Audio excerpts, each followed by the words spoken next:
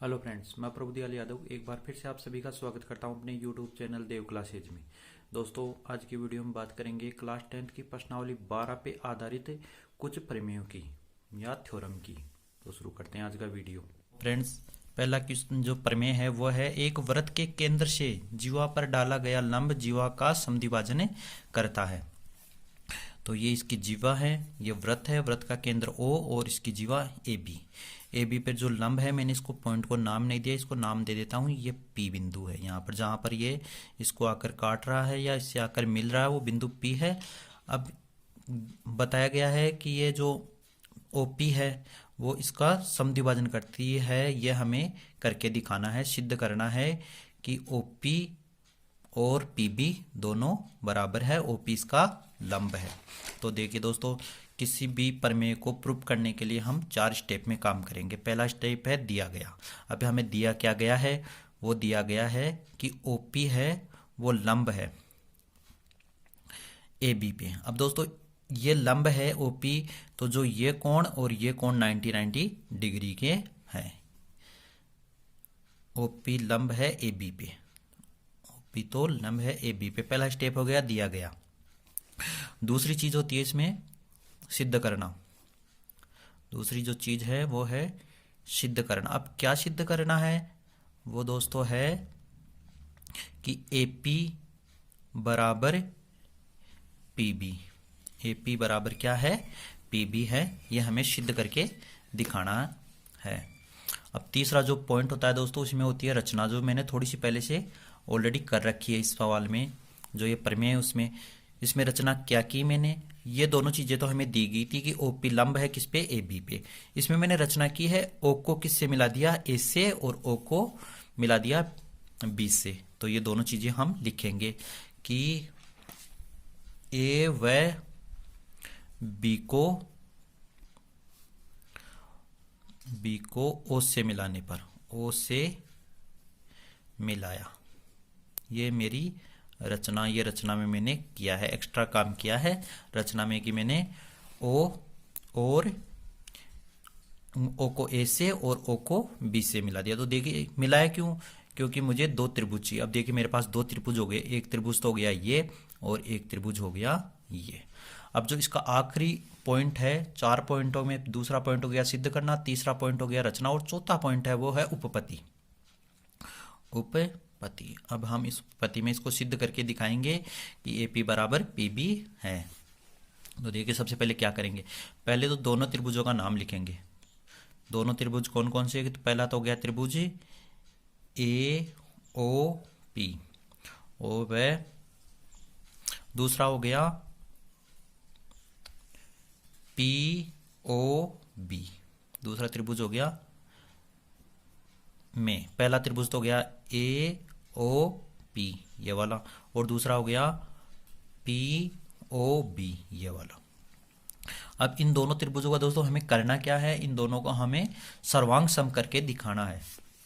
तो सर्वांग सम करने के लिए देखिए दोस्तों, 4 चीजें, 4 तरीके से 4 नियम है सर्वांग सम करने की। पहला तो है SS नियम, दूसरा है SAS नियम, और तीसरा है ASA नियम। पहला है भुजा भुजा नियम, दूसरा है भुजा कोण भुजा नियम, तीसरा है कोण भुजा कोण नियम, और चौथा है RHS समकोण कर्ण भुजा, समकोण कर्ण भुजा नियम।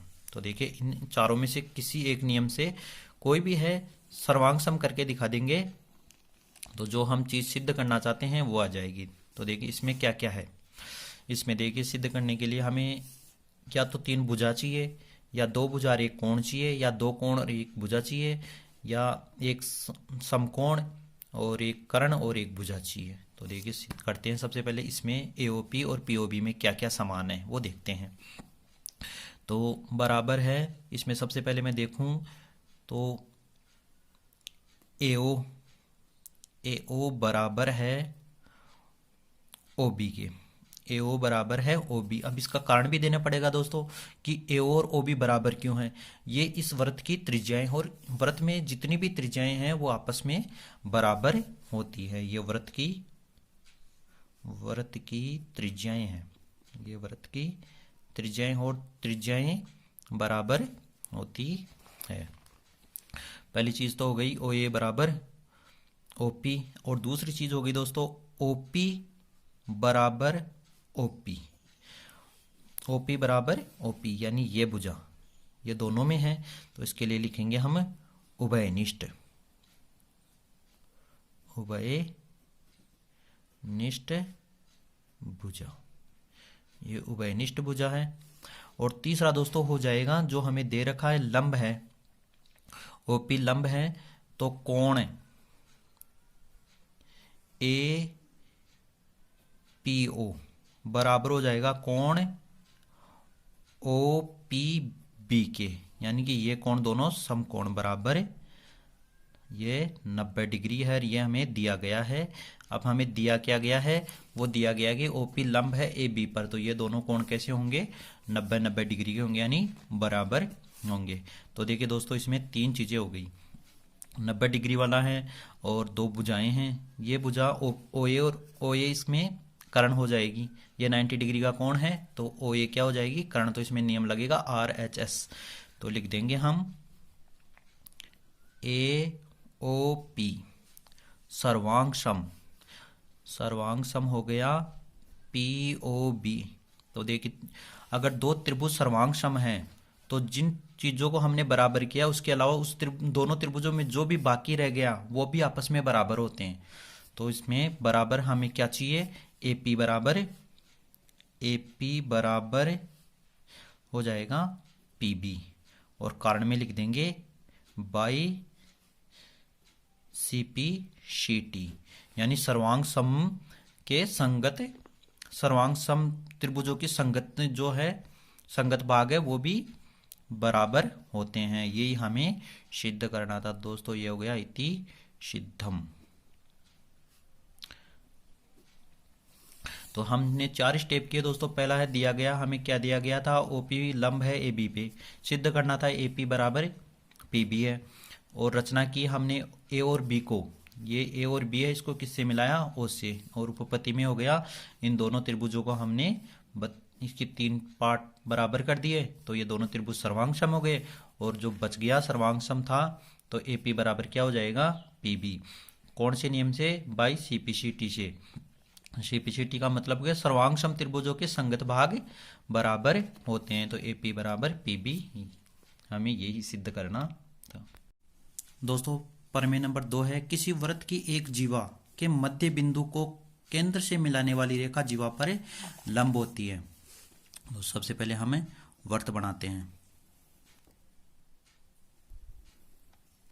तो ये हो गया वृत्त, ये हो गया इसका केंद्र, ये हो गई इसकी जीवा जिसका नाम है ए बी।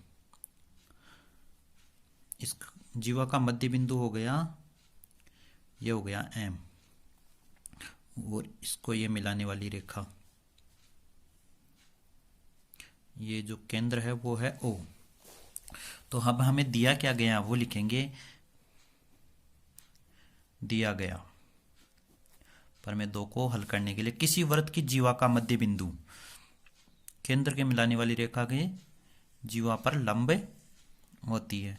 तो हमें दिया गया है दोस्तों ए एम बराबर एम बी, ये हमें दिया गया है कि ये इसका मध्य बिंदु है। तो जो ए बी है इसको दो भागों में, जो ये मध्य बिंदु है ए बी को दो भागों में विभाजित, दो समान भागों में विभाजित करेगा, तो ए एम बराबर क्या हो जाएगा बी एम। अब हमें सिद्ध क्या करना है वो भी देख लीजिए, हमें सिद्ध करना है हमें कि ओ एम लंब है ए बी पे, ये हमें सिद्ध करके दिखाना है। या इसको दूसरे शब्दों में लिखूं तो पहले इसकी मैं रचना कर देता हूं थोड़ी, तो इसको हम इससे मिला लेंगे, ए से ओ को ए से भी मिला लेंगे और ओ को बी से भी मिला लेंगे, तो ये हो जाएगा कोण ए एम ओ बराबर कोण बी एम ओ। ये हमें सिद्ध करके दिखाना है कि ये कोण और ये कोण, जब हम इसको 90 डिग्री प्रूफ कर देंगे तो ये इस पे लंब आ जाएगा या हो जाएगी ये भुजा ABP। तो रचना की हमने, तो इसमें लिखेंगे रचना। अब रचना क्या की कि बिंदु A व B को O से मिलाया, O से मिलाया। ठीक है दोस्तों, अब करेंगे हम उपपत्ति। उपपत्ति में हमें दो त्रिभुज लेंगे और दोनों को सर्वांग सम करके दिखाएंगे। तो पहले त्रिभुज का नाम है त्रिभुज AOM, वह दूसरा त्रिभुज है BOM में। तो देखिए सबसे पहली बात तो हो जाएगी AO बराबर OB, AO बराबर OB। कारण क्या है? कारण है ये वृत्त की त्रिज्याएं हैं, वृत्त की त्रिज्याएं हैं। और वृत्त की त्रिज्याएं हैं तो चाहे 2 हो चाहे 10 हो, वृत्त की में एक वृत्त में जितनी भी त्रिज्याएं हैं वो आपस में सारी बराबर होती है। तो OA बराबर हो जाएगी OB। देखिए दोस्तों दूसरा हमें दिया गया है AM बराबर MB, AM बराबर क्या है MB, AM बराबर है MB। इसके कारण में लिखेंगे, ये चीज हमें जो प्रमेय है उसमें दी गई है, दिया गया। और जो तीसरी चीज है वो है OM बराबर OM। और ये भुजा उभयनिष्ठ भुजा है, ये इस त्रिभुज में भी है और ये इस त्रिभुज में भी है। तो हम यहां लिख देंगे उभयनिष्ठ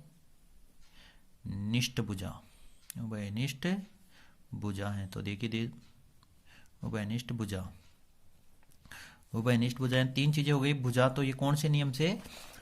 सर्वांग सम हो गया। तो हम ऐसे भी लिख सकते हैं इसको SSS नियम से, SS नियम, SSS नियम से, नियम से।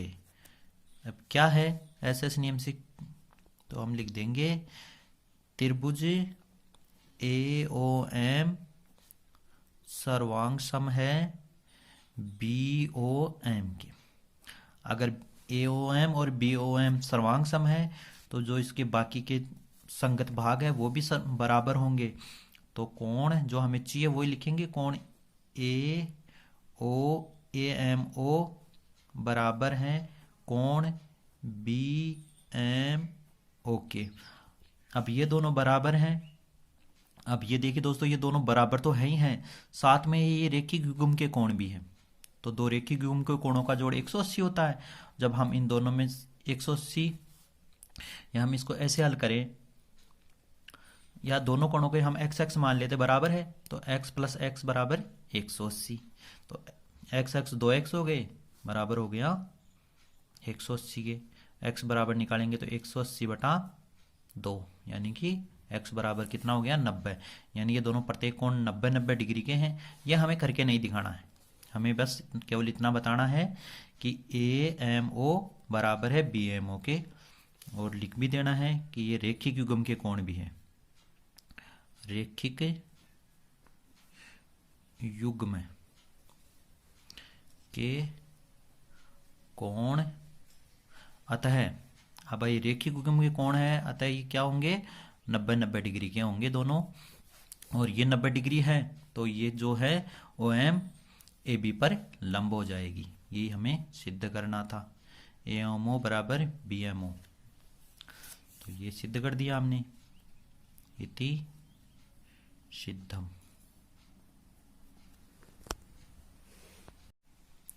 दोस्तों जो तीसरी प्रमेय है वो है यदि एक वृत्त की जीवाओं द्वारा केंद्र पर अंतरित कोण बराबर हो तो जीवाएं भी बराबर होती हैं।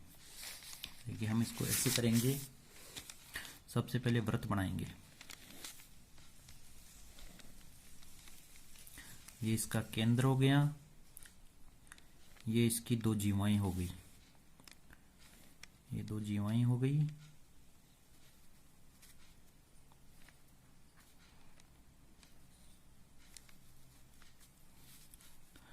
अब जो प्रमेय है वो ये कह रही है, ये सी है दोस्तों और ये हो गया डी।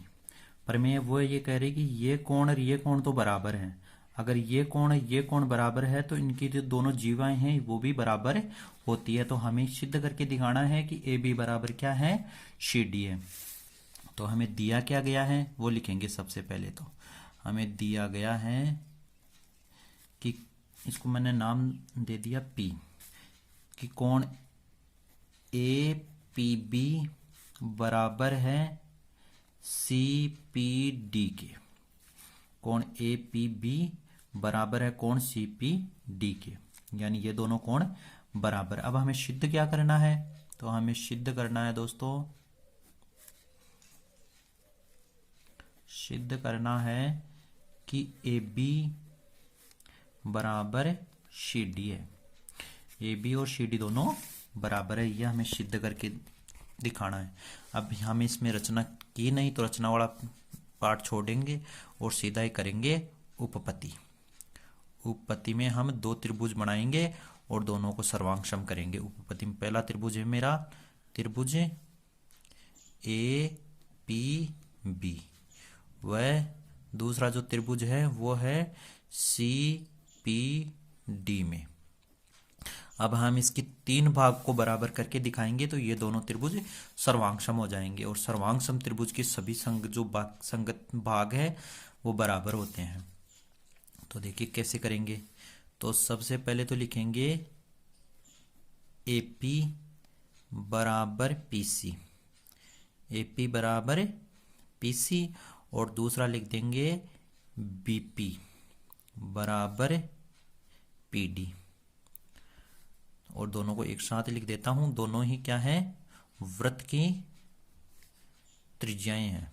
ये चारों ही वृत्त की त्रिज्याएं हैं और वृत्त में जितनी भी त्रिज्याएं हैं वो बराबर होती है। और देखिए दोस्तों एक चीज हमें दी गई है ऑलरेडी, क्या है वो, कोण ए पी बी बराबर है कोण सी पी डी के। कारण में लिखेंगे हम, ये चीज हमें दी गई है, दिया गया। ये ऑलरेडी हमें प्रश्न में या प्रमेय में दी गई थी कि कोण एपीबी और सीपीडी दोनों बराबर है। और हमने ये दोनों चीजें बराबर करके दिखा दी कि एपी बराबर है इस पीसी के और पीबी यानी ये बराबर है पीडी के। ये चारों ही क्या हैं, वृत्त की त्रिज्याएं हैं। और एक वृत्त में चाहे 4 त्रिज्याएं हैं, 5 है, 6 आपस में बराबर होती हैं। तो हो गया त्रिभुज सर्वांगसम। तो लास्ट में लिखेंगे त्रिभुज ए पी बी सर्वांगसम है सी पी डी के। ये दोनों सर्वांगसम है तो जो इनके संगत भाग है वो भी बराबर होंगे। तो संगत भाग कौन कौन से हैं, जो चीज हमें सिद्ध करनी थी वो लिखेंगे ए बी बराबर सी डी। अब है बराबर क्यों है, तो इसमें लिख देंगे by C P C T, यानी सर्वांगसम त्रिभुजों के संगत भाग बराबर होते हैं। इस कारण से ए बी बराबर सी डी भी ए बी बराबर हो गई सी डी के। दोस्तों वीडियो अच्छा लगे तो प्लीज वीडियो को लाइक कीजिए और चैनल पर पहली बार आ रहे हैं तो चैनल को सब्सक्राइब और शेयर अवश्य कीजिए। धन्यवाद।